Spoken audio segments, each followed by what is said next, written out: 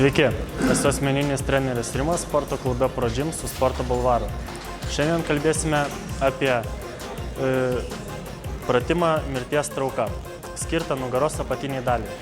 Šis pratimas yra vienas geriausių pratimų treniruojant nugaros apatinę dalį, bet ir vienas pavojingiausių.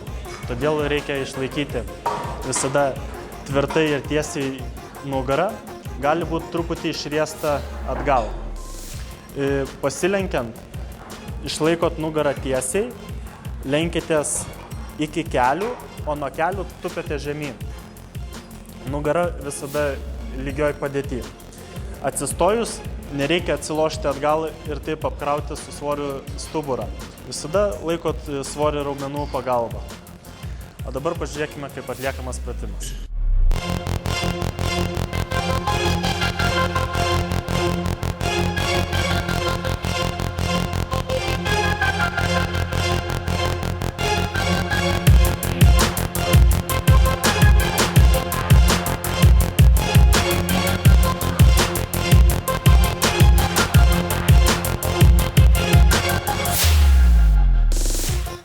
Su jumis buvo asmeninis treneris Rimas, sporto klube ProGym su Sporto Bulvaru.